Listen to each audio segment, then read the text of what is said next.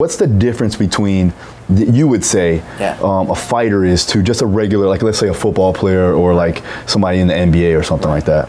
Difference in terms of what? In terms of surgery? As far as surgery, yeah, all that stuff. Because I know it plays a big role.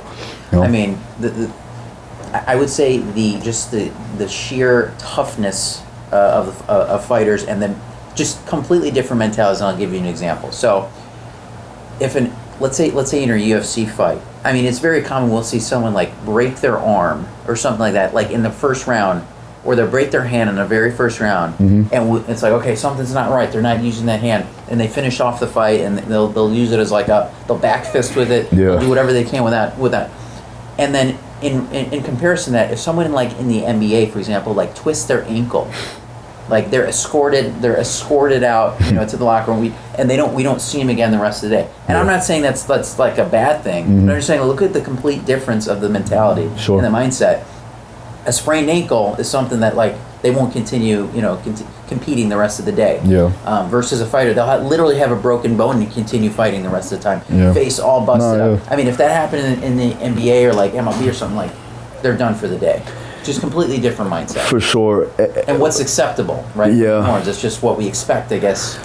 Well, if you look at it like this, right? If you break something in a fight, you're still fighting somebody. So somebody's out there to physically harm you. So you really have no choice but to continue. Otherwise, you're done. The fight's over, right? So we had that situation happen this weekend.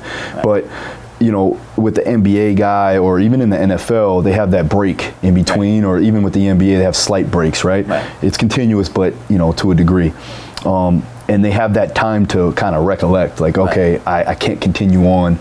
That may also play a role in it too, because you're actually in a cage locked in there. Whereas like in a football game, all right, I need to sub out, right? So, and you have a teammate that can, stay with you. But you don't often see that. I'm going to sub out in guys in MMA and UFC. You can't. It's different mentality. Well, you absolutely can't. Different mentality. Yeah, no, and obviously, MMA, combat sports in general, we're more the tougher individuals in general. Like, hockey may be there too as well. I think hockey guys are extremely tough,